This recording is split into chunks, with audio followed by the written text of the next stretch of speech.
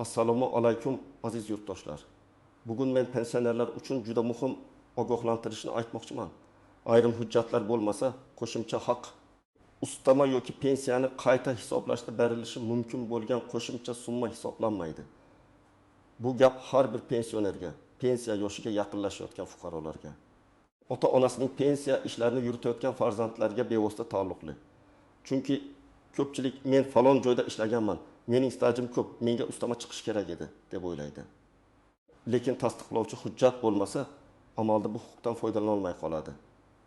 Shuning uchun hoziroq kanalga obuna bo'lib qo'ying, videoga like bosing. Men bugun oddiy tilda amaliy misollar bilan tushuntiraman. Qaysi holatda qo'shimcha haq hisoblanadi, qaysi holatda hisoblanmaydi? Kimlar xavotir olish kerak? Kimlar esa xotirjam bo'lishi mumkin? Va eng muhimi, bugundan boshlab nima qilish kerak? Avval qanday edi? Ko'p yillar davomida odamlar pensiya tayinlashda asosan mehnat daftarchasiga, ish joyidan berilgan ma'lumotnomaga, ba'zan esa arxidan olingan qog'ozlarga tayanardi. Ko'pchilikning mehnat faoliyati Sovet davrida, kolxozda, zavodda, qurilish tashkilotida, maktabda, kasalxonada, tuman bo'limlarida o'tgan. O'sha paytda hamma narsa qog'ozda yuritilgan. Mehnat daftarchasida yozuv bo'lsa, muhr bo'lsa, rahbar imzosi bo'lsa, pensiya organlari shu ma'lumotga qarab stajni hisoblagan. Lekin hozir vaziyat o'zgardi. Bugun ko'p ma'lumotlar elektron bazalar orqali tekshiriladi. Ish staji, ish haqi, sug'urta badallari, soliq ma'lumotlari, mehnat shartnomalari, nogironlik, tug'ilganlik, nikoh, harbiy xizmat va boshqa ma'lumotlar idoralari elektron tizimlar orqali solishtiriladi. Bu yaxshi tomoni bilan adolatni kuchaytiradi, soxta hujjatlarning oldini oladi. Ortiqcha yugur-yugurni kamaytiradi. Lekin ikkinchi tomoni ham bor. Agar sizning haqiqiy mehnat faoliyatingiz elektron bazada ko'rinmasa va qo'lingizda buni tasdiqlaydigan hujjat bo'lmasa, qo'shimcha haqni talab qilish juda qiyin bo'ladi. Men bu yerda bitta muhim fikrni aniq aytaman. Men ishlaganman, hamma biladi, guvohlar bor. O'sha paytda kolxoz raisi tanirdi degan gaplar ko'p holatda yetarli bo'lmaydi. Pensiya hisoblashda asosiy kuchga ega narsa bu rasmiy hujjat.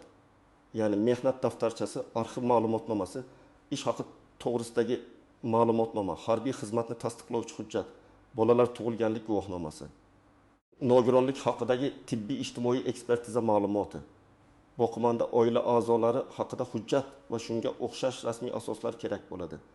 Asosiy qism 1. Nimalarni bilish kerak, kim xavotir olishi kerak? Kim xotirjam bo'lishi mumkin? Birinchi navbatda pensionerlar bilishi kerak bo'lgan narsa shuki, pensiya miqdori shunchaki yoshga qarab belgilanib qolmaydi. Pensiya miqdoriga bir nechta omillar ta'sir qiladi. Ish staji, rasmiy ish haqi, ayrim davrlarning stajga qo'shilishi, imtiyozli davrlar, nogironlik holati, qaramoqdagi shaxslar, davlat mukofotlari yoki alohida maqomlar, shuningdek qonun bilan belgilangan ustamalar. Mana shu omillarning har bir hujjat bilan tasdiqlanishi kerak.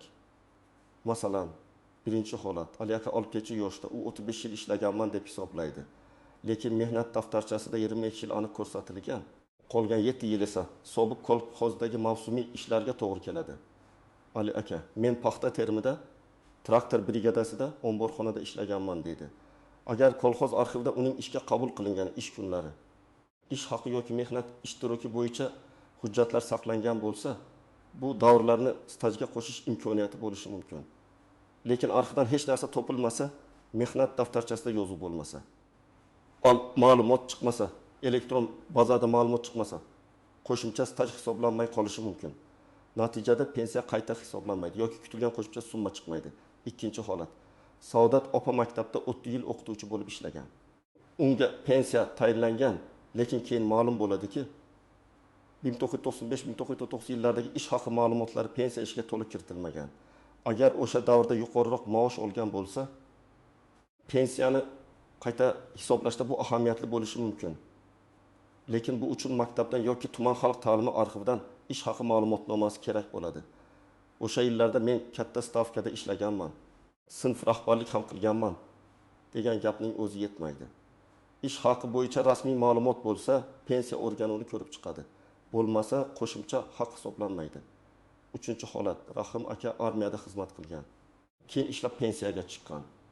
Harbiy xizmat ayrim hollarda stajga qo'shilishi mumkin.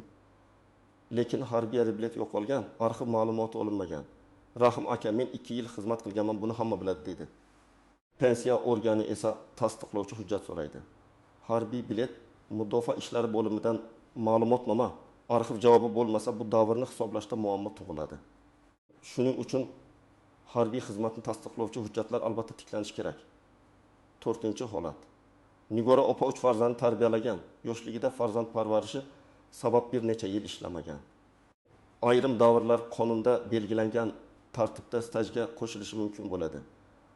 Lekin bolalarning tug'ilganlik guvohnomalari, nikoh yoki familiya o'zgarganini tasdiqlovchi hujjatlar to'g'ri bo'lishi kerak.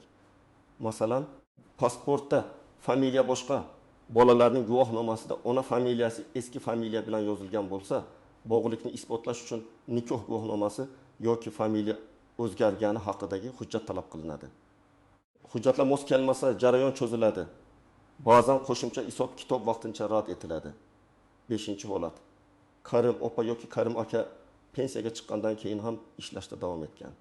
Ko'pchilik ishlovchi pensionerlar men yana 3 yil ishladim, pensiyam avtomatik oshishi kerak deb o'ylaydi. Aslida ishlagan davrlar bo'yicha ma'lumotlar rasmiy bo'lsa, soliq va mehnat tizimlarida ko'rinsa, qayta hisoblash uchun asos bo'lishi mumkin. Lekin norasmiy ishlagan bo'lsa, og'zaki kelishuv asosida oylik olgan bo'lsa, mehnat shartnomasi bo'lmasa, ish beruvchi hisobot topshirmagan bo'lsa, bunday davr pensionerga foyda bermay qoladi. Demak, pensioner pensiyaga chiqqandan keyin ham ishlasa, albatta rasmiy ishlashi kerak. Kimlar xavotir olish kerak? Eng avvalo mehnat daftarchasida yozuvlari to'liq bo'lmaganlar. Ikkinchidan, 1990-yillar va 2000-yillar boshida xususiy korxonalarda ishlagan, lekin hujjatlar tartibsiz bo'lganlar. Uchinchidan, kolxoz, sovxoz, shirkat xo'jaligi, tugatilgan zavod yoki tashkilotlarda ishlaganlar. 4-dan, ish haqi ma'lumotnomasi yo'q yoki noto'g'ri berilgan fuqarolar. 5-dan, familiyasi o'zgargan, hujjatlarda imlo xatolari bor ayollar. 6-dan, nogironlik boquvchisini yo'qotganlik. Qaramog'idagi shaxslar bo'yicha qo'shimcha to'lov talab qilmoqchi bo'lganlar. Kimlar nisbatan xotirjam bo'lishi mumkin? Agar sizning barcha ish davrlaringiz mehnat daftarchasida aniq yozilgan bo'lsa, ishga kirgan va chiqqan sanalar to'g'ri bo'lsa, muhrlar o'qilsa, elektron tizimda ish staji ko'rinsa, ish haqi bo'yicha ma'lumotlar bazada mavjud bo'lsa, unda xavotir kamroq. Lekin men baribir tekshirtirib qo'yishni maslahat beraman. Chunki bitta sana xatosi, bitta harf farqi, bitta yo'qolgan ma'lumot keyinchalik sizga bir necha 100 ming so'mlik farq bo'lib qaytishi mumkin. Endi juda muhim nozik jihatlarni tushuntiraman. Birinchi nozik jihat, har qanday hujjat ham qabul qilinavermaydi. Masalan, qo'lda yozilgan oddiy ma'lumotnoma, mursiz qog'oz, kimdir tomonidan yozib berilgan tavsifnoma. Eski jamoa a'zolarining tushuntirish xati har doim ham yetarli emas. Hujjat rasmiy manbadan berilgan bo'lishi, unda sana, raqam, mas'ul shaxs imzosi, tashkilot muhri yoki elektron tasdiq bo'lishi kerak. Arxiv ma'lumotnomasi bo'lsa, unda hujjat qaysi fond, qaysi ro'yxat, qaysi yig'majil asosida berilgani ko'rsatilsa, yanada ishonchli bo'ladi. Ikkinchi nozik jihat, mehnat daftarchasidagi xatolar. Amaliyotda men ko'p ko'rganman. Odam 1994 yilda ishga kirgan, lekin mehnat daftarchasida 1994 deb yozilgan. Yoki ishdan bo'shagan sanada oy noto'g'ri. Yoki korxona nomi o'zgargan, lekin qayta tashkil etilganini tasdiqlovchi hujjat yo'q. Bunday holatda pensiya organi shubha qilishi mumkin. Agar xato aniq bo'lsa, uni tuzatish uchun korxona vorisi arxiv yoki sud tartibi kerak bo'lishi mumkin. Shuning uchun mayli, bitta harf xato bo'lsa nima bo'libdi deb qarash mumkin emas. 3-nozik jihat, tugatilgan tashkilotlar. Ko'pchilik korxona yopilib ketgan, endi hujjatni qayerdan olaman deb o'ylaydi. Aslida tugatilgan tashkilotlarning hujjatlari odatda arxivga topshirilishi kerak. Tuman yoki shahar davlat arxiviga, viloyat arxiviga, ba'zan yuqori tashkilot arxiviga murojaat qilinadi. Agar korxona xususiy bo'lgan bo'lsa, uning hujjatlari saqlanmagan bo'lishi ham mumkin. Ana shunday vaziyatda ishni isbotlash qiyinlashadi. Shuning uchun pensiya yoshiga yetmasdan oldin hujjatlarni yig'ib qo'yish eng to'g'ri yo'l. 4-nozik jihat. Ish haqi ma'lumotlari. Pensiya miqdoriga ayrim davrdagi ish haqi ta'sir qilishi mumkin. Lekin faqat men yaxshi oylik olganman deyish yetmaydi.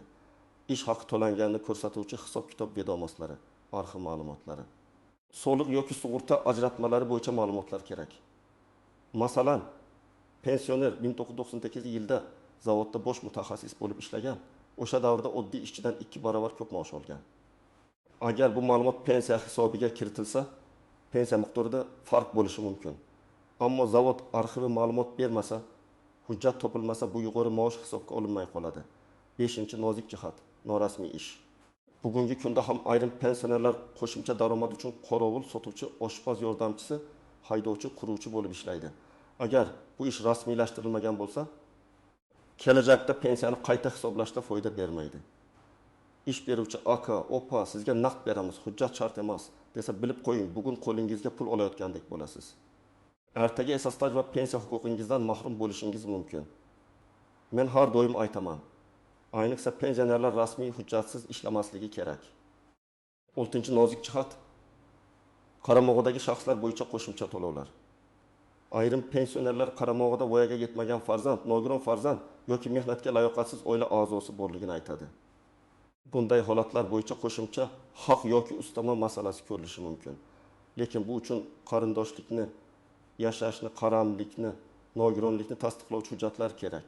Masalan, nevarasini boqayotgan bu bola men bilan turadi desa, bu yetarli bo'lmasligi mumkin. Vasiylik hujjati, yashash joyi bo'yicha ma'lumot, ota-onaning holati, sud yoki hokimlik qarori kerak bo'lishi mumkin. 7-nozik jihat. Nogironlik ustamalari. Nogironlik bo'yicha qo'shimcha to'lovlar yoki boshqa imtiyozlar faqat tibbiy ijtimoiy ekspertiza organlari bergan rasmiy ma'lumot asosida ko'riladi. Oddiy shifokor ma'lumotnomasi. Poliklinika kartasi yoki kasalman degan gap yetarli emas. Nogironlik guruhi muddati, qayta ko'rik sanasi, sabab va boshqa ma'lumotlar elektron tizimda yoki rasmiy hujjatda aks etishi kerak. Agar nogironlik muddati tugagan bo'lsa va qayta ko'rikdan o'tilmagan bo'lsa, to'lov to'xtashi yoki qayta hisoblashda muammo tug'ilishi mumkin. 8-nozik jihat, familiya, ism, otasining ismi bo'yicha farqlar. Masalan, pasportda Gulchehra, mehnat daftarchasida Gulchara, tug'ilganlik guvohnomasida Gulchehra deb yozilgan. Bitta harf farqi ham bazada mos kelmaslikka olib keladi. Ayniqsa eski hujjatlar kiril yozuvida bo'lsa, lotinga o'tkazishda xatolar uchraydi. Bunday holatda notarial tasdiq, FHDG ma'lumotnomasi, sud orqali faktni belgilash kabi tartiblar kerak bo'lishi mumkin. Bu ishlar vaqt oladi. Shuning uchun hujjatlarni oldindan tekshiring. 9-nozik jihat. Qo'shimcha haq deganda hamma bir xil narsani tushunmaydi. Kimdir staj uchun pensiya oshishini nazarda tutadi. Kimdir ustama, kimdir kompensatsiya, kimdir qayta hisob-kitob natijasidagi farq pulini aytadi. Har birining tartibi boshqa. Masalan, staj qo'shilsa, pensiya qayta hisoblanishi mumkin. Nogironlik guruhi o'zgarsa, to'lov turi yoki miqdori o'zgarishi mumkin. Qaramog'dagi shaxs bo'lsa, alohida hujjatlar talab qilinadi.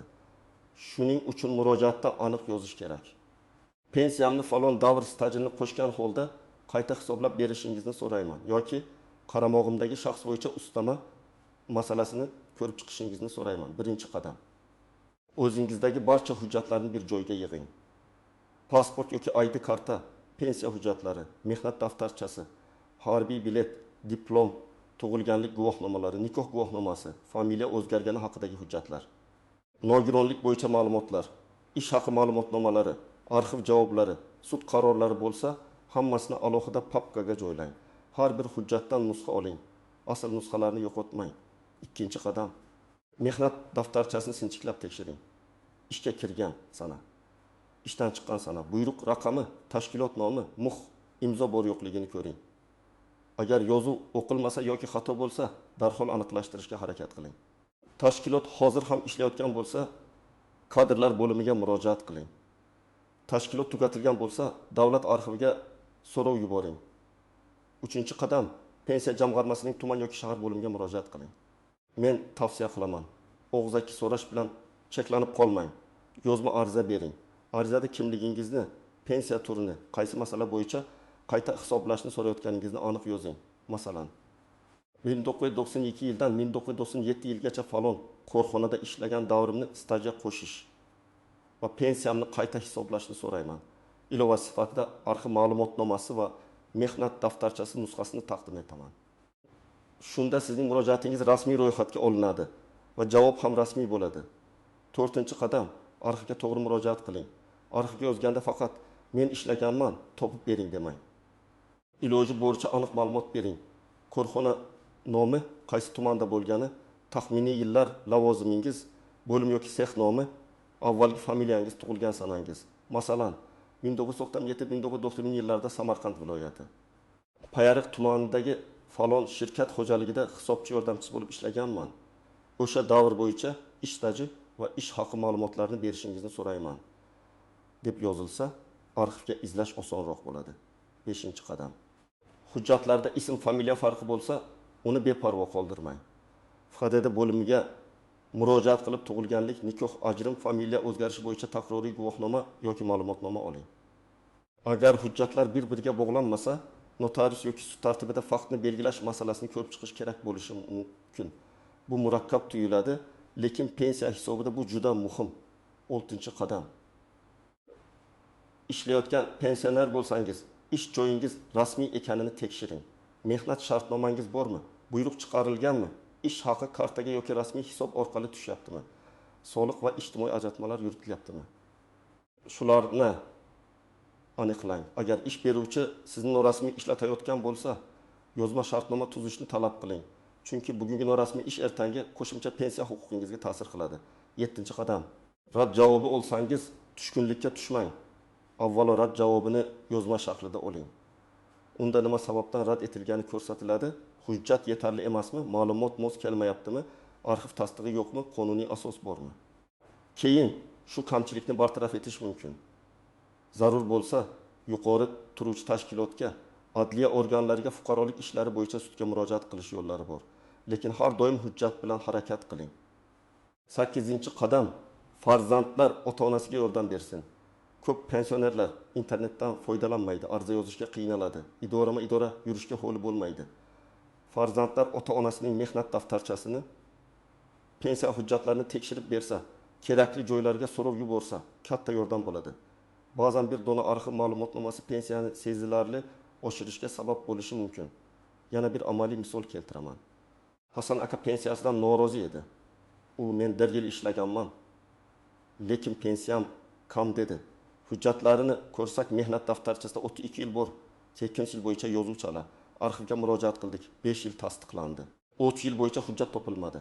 Natijada 5 yil staj qo'shildi. Pensiya qayta ko'rildi. Agar Hasan aka umuman arxivga murojaat qilmaganda, o'sha 5 yil ham hisobga olinmas edi. Demak, hujjat topilsa, natija bor. Hujjat bo'lmasa, gap bilan natija bo'lmaydi. Yana bir misol.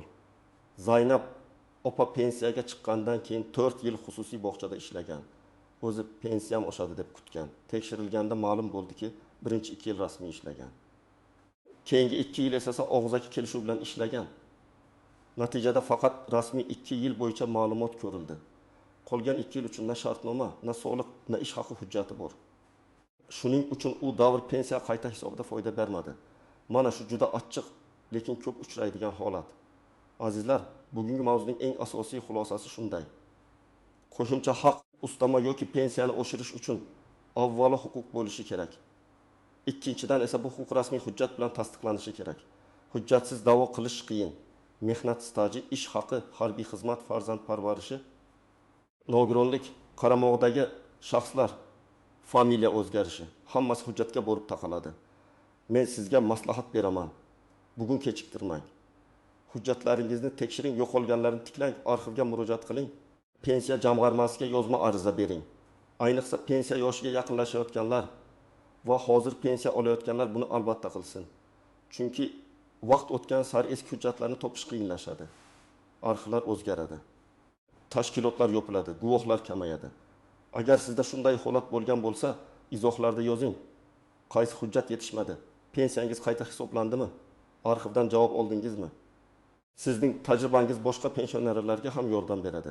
Video foydali bo'lgan bo'lsa, like bosing, kanalga obuna bo'ling va yaqinlaringizga yuboring. Men esa keyingi videolarda pensionerlar uchun yana muhim huquqiy va amaliy ma'lumotlarni tushuntirib boraman.